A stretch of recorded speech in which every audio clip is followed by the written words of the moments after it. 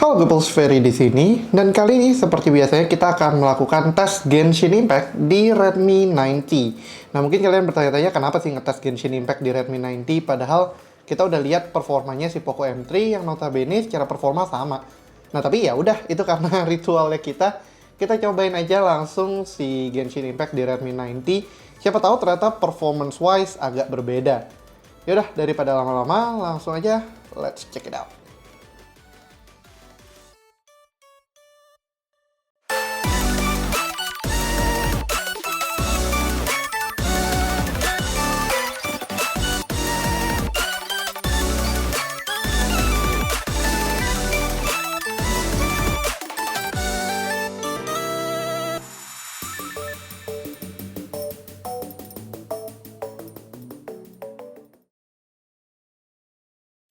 Oke, nah di tangan gue sekarang sudah ada Redmi 90 dengan setup memori RAM 6 GB dan storage 128 GB.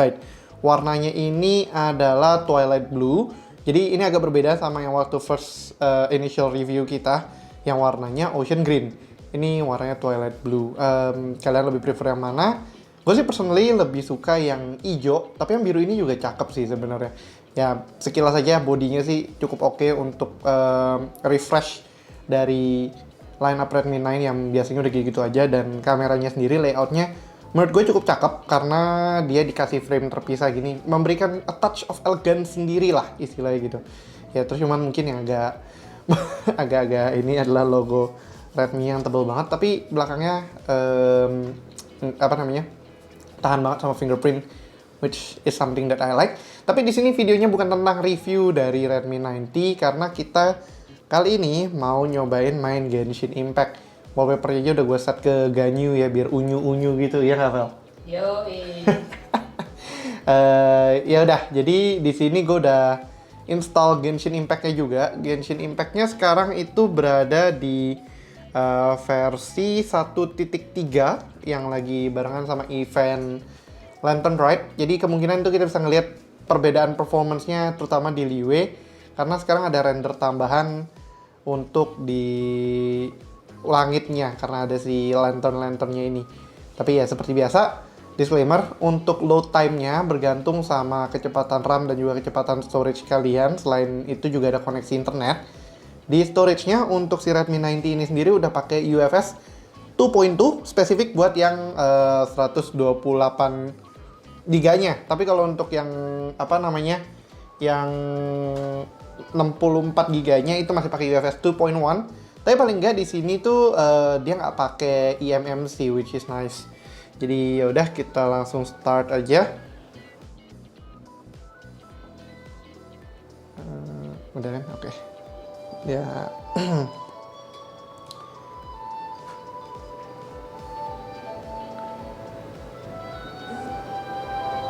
Terlambat. Koneksi internetnya kenapa nih ya? Koneksi internetnya jalan sih.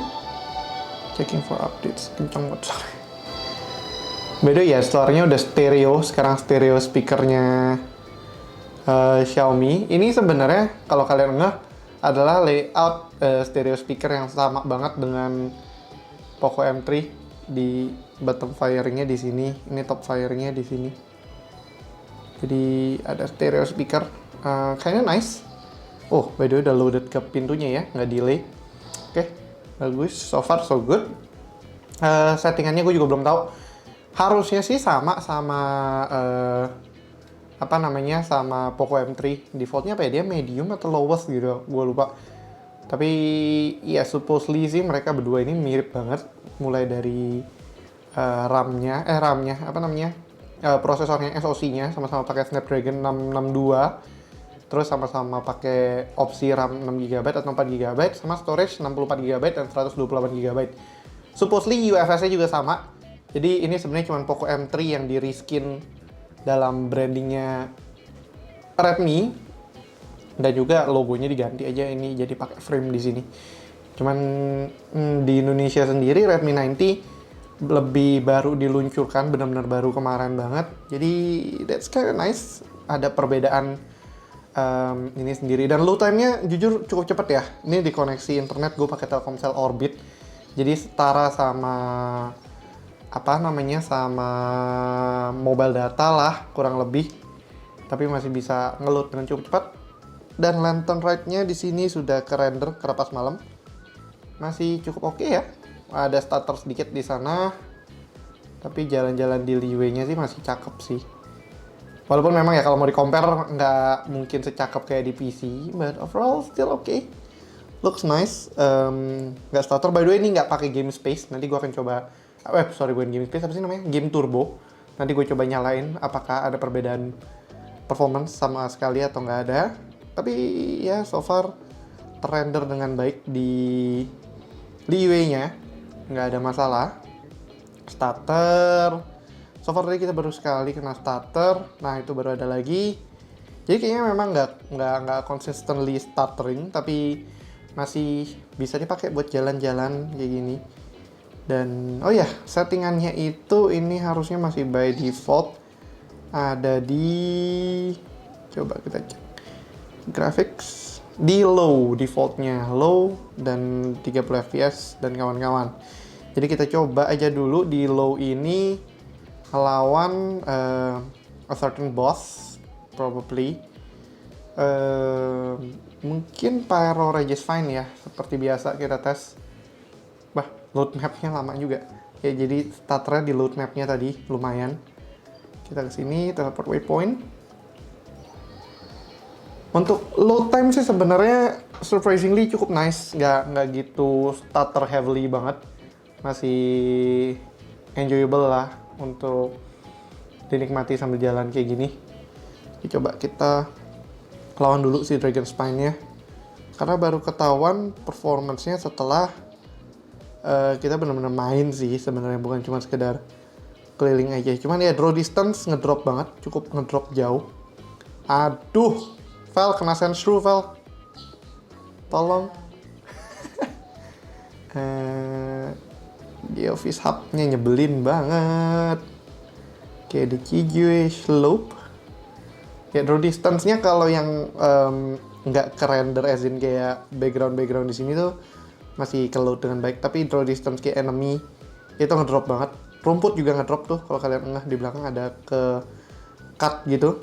Tapi ya coba kita main lawan si Dragon Spine-nya yang Regis Fine yang Pyro. Bagaimana cara si Redmi 90 mampu menghandle-nya setiap input. Iya lupa harusnya pakai Shinkyu. Aduh. Oke. Kenapa?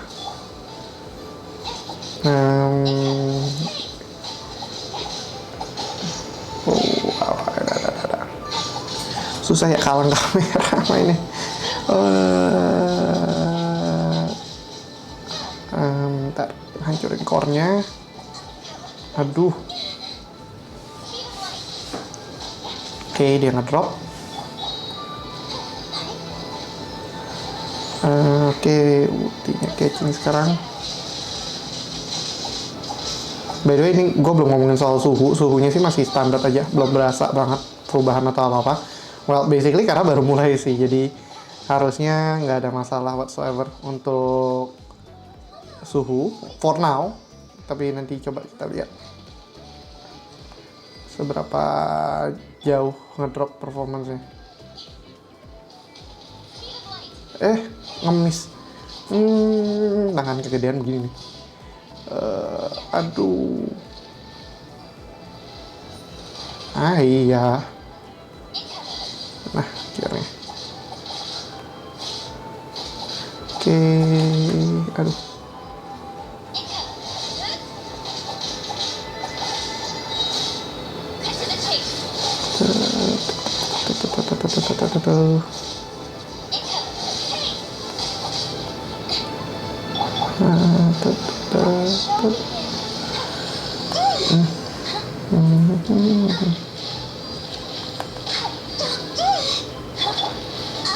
Elah. By the way, ini gue main dari layarnya kamera dari tadi, jadi agak kealang. Mohon maaf kalau performance-nya kelihatan drop banget gameplaynya. Oh,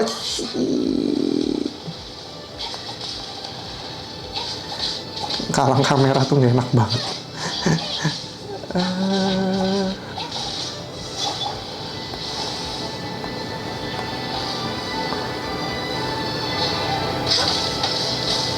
Suaranya enak banget. Oke, pakai thunder, Ganyu. Aduh.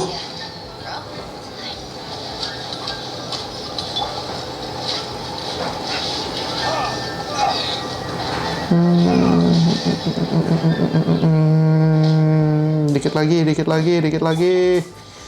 lagi. Ayah. Nggak kena. Corolanya. Kuat nggak sendiri. Catchingnya di revive aja dulu. Aduh. Dikit lagi padahal.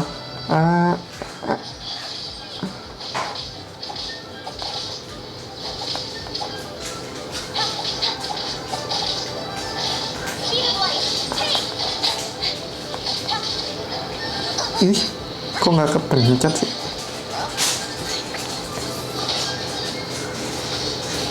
Oke, akhirnya jatuh juga. Ya, so far no problem sih, masih bisa main. Cuman tadi gue kalah sama kamera sendiri, jadinya nggak lancar mainnya sebenarnya. Tapi masih bisa di tackle, walaupun memang sedikit gue merasakan ada sedikit touch input yang agak nge-lag di bawah sini. Tapi bisa jadi juga again karena tangan gue agak kering as always. Oke, so far no problem di low 30 fps. Jadi kita coba naikin dia low 60 fps dan dia pasti otomatis udah overclock. Dan kita harus revive dulu ke win lagi ke statue mana ya enaknya ya. Statue di Windrise aja deh. Di Windrise biar nggak terlalu ini. Kalau misalkan kejauhan mabok juga. Nanti setelah ini kita akan coba tes di highest 60 fps langsung bablas. Dan nggak tahu ya, ini gue sih ngerasain pribadi di recommended settingsnya sedikit lebih baik daripada performanya Poco M3. I'm not sure why. Kemungkinan juga ada perbedaan versi antara 1.3 yang di Poco M3 sama di Redmi 90. Tapi kalau misalnya touch inputnya, so far gue merasa sih masih agak nge-lag ya. Kalau misalkan 60 fps-nya pun nggak ngefek. Kita coba turunin aja sedikit ke lowest sekarang untuk settingan mainnya, settingan grafiknya daripada low. Kita ke lowest lalu 60 fps. Supposedly ini bisa jadi better, bisa jadi enggak juga. Tapi hopefully sih much better. Ya, lowest 60 fps kayaknya bakalan much better daripada main di low 60 fps itu agak maksa. Tapi kalau misalnya di lowest probably better. Coba kita cari musuh aja, kita bikin musuh di sini. Di yang Cryo Regis Fine. Dan ya itu performanya sih looks way better daripada tadi di low 60 fps performance wise sebenarnya. Coba kita tes di sini. Dan kalau untuk soal layar ya, sebenarnya main Genshin tuh sebenarnya 6,5 inci agak kurang menurut gua. Kalau mau enak tuh di sekitaran 6,8 atau 7 mungkin sekalian. Tujuannya apa? Biar kalian punya screen space yang lebih luas. Tapi karena si Redmi 90 ini udah pakai Full HD juga, that's actually a good thing karena jadinya screen yang kita lihat tuh lebih tajam daripada sekualitasan yang biasanya yang cuman HD plus dari smartphone seharian segini yang kita tes sebelumnya. Jadi Poco M3 sama sama Redmi 90 ini bisa ngasih sedikit boost di display size-nya untuk bisa menghasilkan kualitas yang lebih baik lagi. Dan jujur ini low 60 fps more than playable sih dibandingkan maksain lowest 60 fps, tapi ini much better. Nggak ada yang sampai nyulitin. Tadi dibandingin tadi pun inputnya lebih enak dibandingkan di low 30 fps. Aduh, no. Dikit lagi. Shit. Udah berhasil. Oke, dan ya kalau misalnya kalian lihat inputnya lebih enak daripada main di low 60 fps. Jadi mungkin ini adalah settingan paling pasnya si Poco M3, Redmi 90, karena pakai grafik quality-nya yang lowest aja. Terus lowest aja dan 60 fps bisa di unlock. Walaupun kalau misal ngomongin seberapa 60 fps-nya sih sebenarnya ini nggak begitu berasa banget, cuman sekedar unlock possibility-nya mungkin dia sekitar 32, 36 untuk untuk si FPS-nya.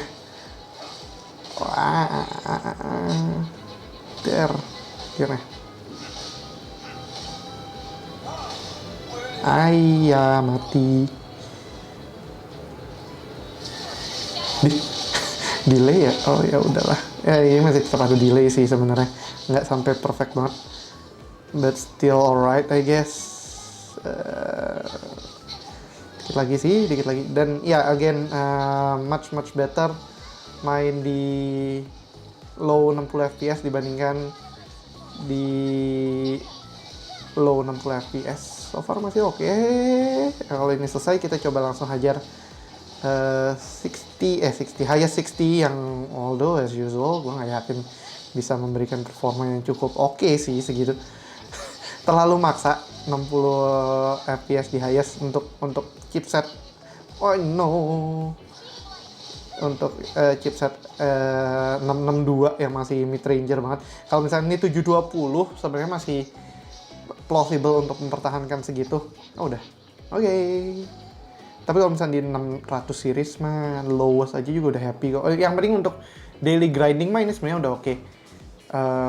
By the way suhunya tadi gue lupa ngecek, cuman nggak berubah drastis. Ini di lowest 60 fps masih di 37 derajat, dan by the way ini gue matiin AC karena lagi dingin banget di sini. Jadi nggak ada cooling tambahan externally. Tapi 37 seems pretty nice, masih oke. Gue mau coba pindah dulu ke Liwe. Tadi kan belum lihat lowest 60 fps di Liwe kayak apa. Hopefully sih masih not bad dengan kondisi lantern right yang lagi tinggi banget tuh lanternnya. Berhubung sudah mau habis ya eventnya. Val, event lantern right habis kapan ya Val? Masih lama? Belum habis? Masih belum ya? Oke. Ya jadi itu lantern right sih masih lama harusnya. Jadi untuk performa kurang lebih ini yang kalian rasakan untuk beberapa waktu ke depan, karena ada render tambahan di lantern right-nya. Kita pindahin ke malam biar bisa lihat sebelum kita hajarkan 60 highest 60 fps bakalan kayak apa. Bulannya bagus ya. Oke, ini dia 60 fps lowest di Ligue. Masih ada stutter, of course, masih ada sedikit jitter, sedikit doang sih, nggak sampai ekstrim. Masih bisa gerak, paling nggak masih nice kalau bisa gerak mah. Wih, ya masih bisa gerak. Oh, si itunya udah jalan ya. Si siapa? Iniannya rusanya yang di sini. Ya sayang sekali rusanya sudah tidak bisa terlihat lagi. Padahal bagus kalau misalnya nyala aja. Tapi ya, that's for lowest 60 fps dengan suhu kurang lebih 37,7. Baterai ini dari tadi sekitar 90-an persen. Sekarang udah 81%. Tadi kalau nggak salah gue baru ingat tuh buka tuh 90 pas. Kurang 9% di dalam estimasi 20 menitan. Yaudah, terakhir kita cobain dulu. Ini terakhir graphic wise ya.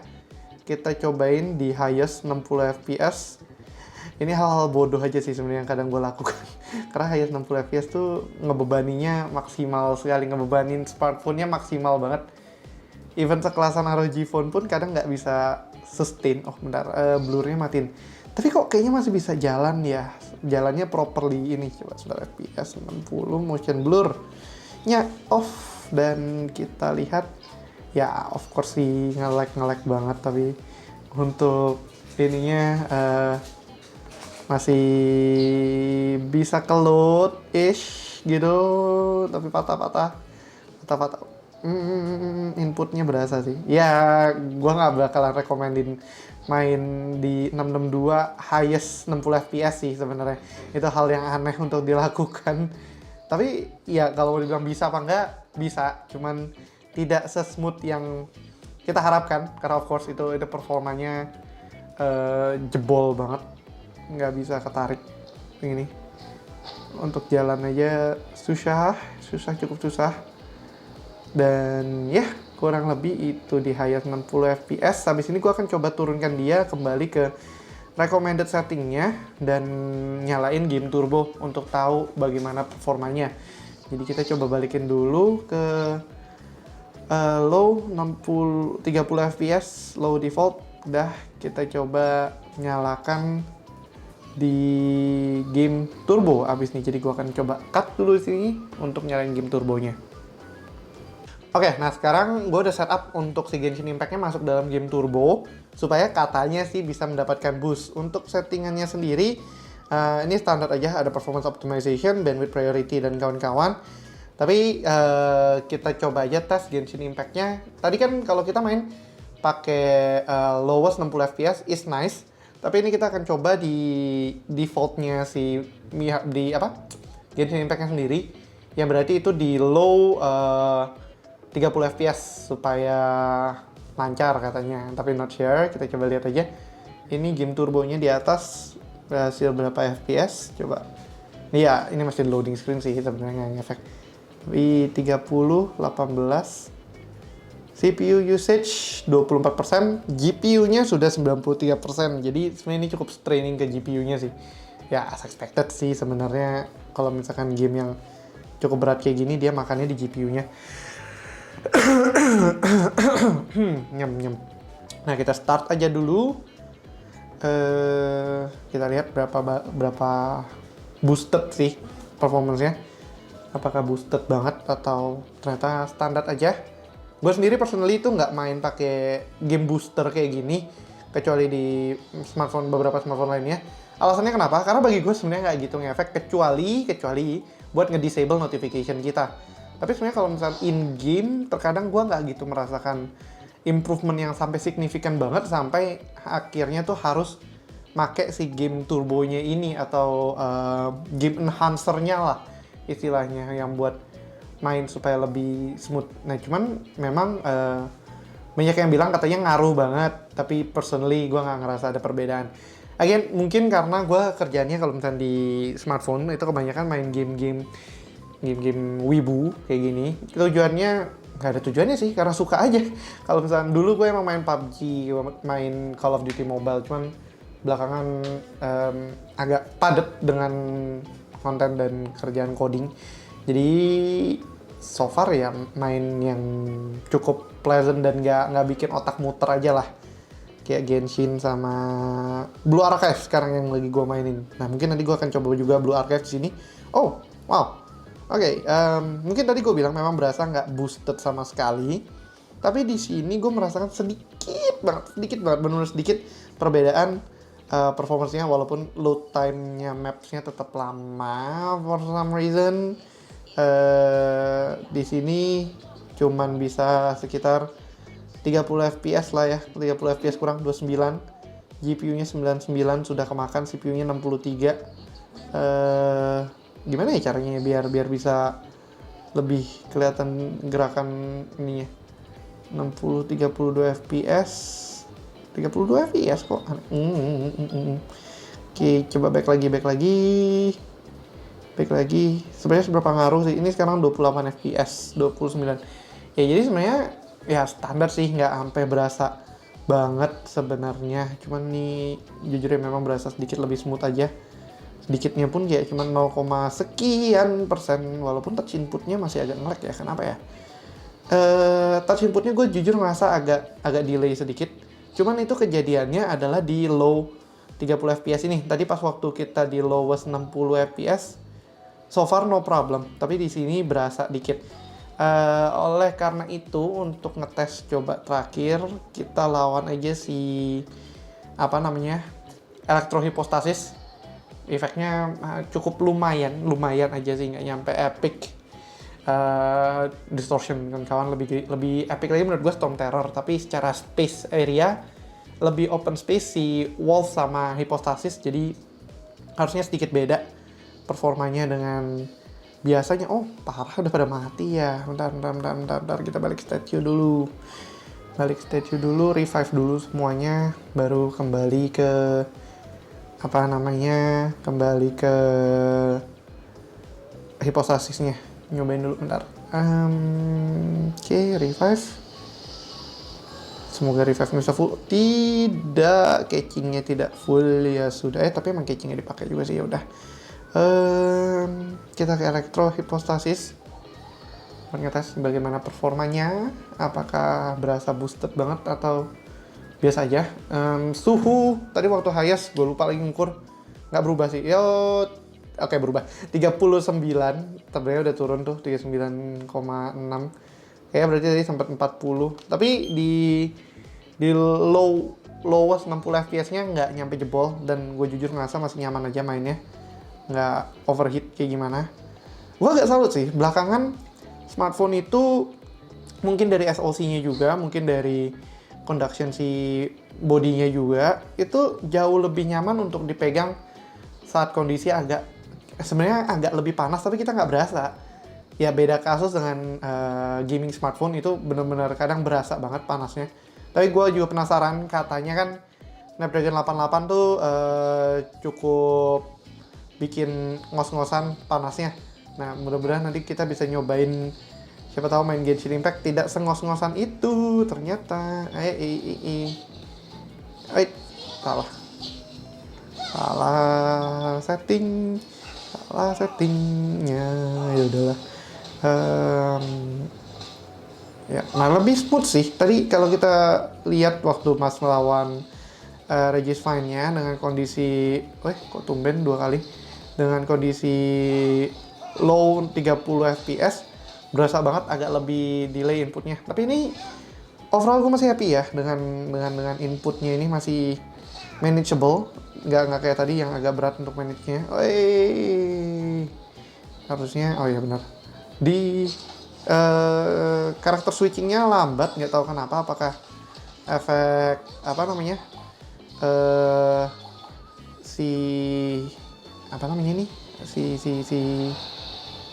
oh no, oke, masuk efek koneksi internetnya atau memang inputnya lambat. Tapi tadi dia nggak munculin cooldown atau apa-apa juga sih, so I'm not sure apakah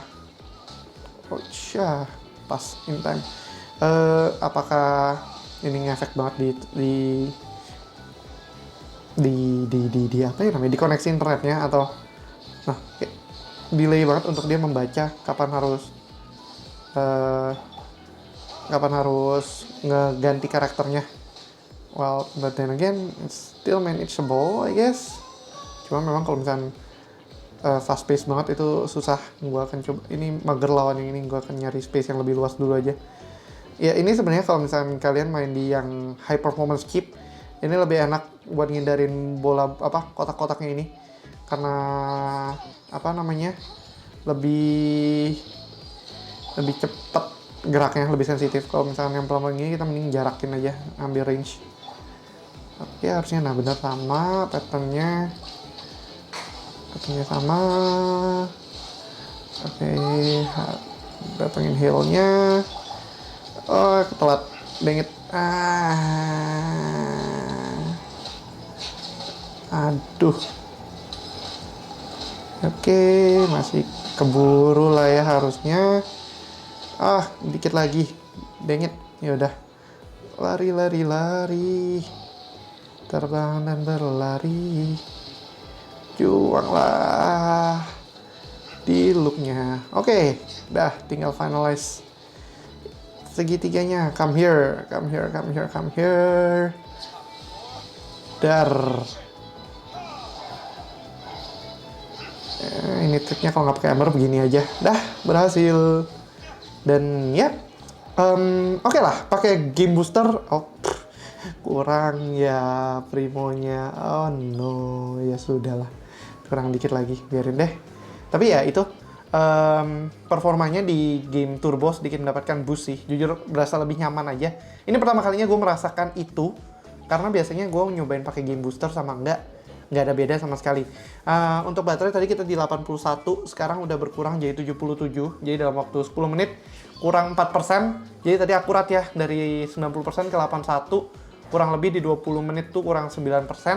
Terus sekarang 81 ke 77 berkurang 5%, 4%-an di dalam kondisi 10 menitan lagi. Yaudah, dan untuk suhunya gue sih nggak merasakan panas banget. Harusnya masih di ya 40, 41, I guess, mentok-mentok nih, 41,6 gue bisa dapat angka tertinggi. Masih manageable di tangan, for some reason. Nggak berasa banget sampai panas, annoying gitu. Masih panas biasa. Tapi ya, masih jalan, so, ya. Kurang lebih itu aja dulu untuk tes si Genshin Impact-nya. Gue cukup rekomendasikan kalau kalian mau main Genshin Impact di Redmi 90. Setting aja di lowest 60 fps dan mungkin dikasih game booster harusnya cukup lebih oke. Nah, sebelum itu mungkin kita coba ubah dulu ke lowest 60 fps, jadi bisa dites dulu sedikit mainnya. Ini udah ada game turbonya, 0 fps, 30 fps, kayaknya sih masih ngestak-ngestak juga. Oh nggak, bisa 37. Oke, bisa nembus dikit ya, masih oke. Dan ya ini supposedly 60 fps di lowest tuh manageable. Ini juga cukup enak masih jalannya, nggak knowingly slow apa gimana-gimana. Dan ya bahkan untuk more than daily grinding buat kalian mungkin daily main masih oke dan masih bisa berjalan dengan cukup baik. Kalau misalkan, by the way, kalau misalkan kalian lupa, ini tadi yang Snapdragon 662, RAM 6GB dan storage 128GB. Mungkin performanya akan berbeda sama yang 464, cuman gue nggak punya 464 saat ini. Kalau kalian penasaran untuk gue nyobain yang 464, langsung aja minta di kolom komentar. Kalau banyak yang minta, gue akan coba carikan yang versi 464 untuk di test drive main Genshin Impact. Tapi so far untuk saat ini aja dulu soal Genshin Impact di Redmi 90. Personally ini udah lama banget, sampai 30 menitan buat ngetes agak lebih thorough lagi. Biasanya gue cuma bikin di 20 menitan. Tapi ya udah, itu aja. Buat kalian yang mau main, bisa banget di lowest 60 fps ataupun low 30 fps. Mau pakai game turbo berasa sedikit lebih ada boostnya, berasa. Jujur itu pertama kali gue merasakan ini. Tapi kalau kalian mau main di highest 60 fps, lupakan. Jangan. Kesian Snapdragon 662-nya sama HP kalian. Untuk baterai wise sendiri masih cukup oke, 6000 mAh-nya. Kalau misalnya kalian butuh top up ya pakai aja USB Type-C 18 watt out of the box, sudah bisa dipakai juga.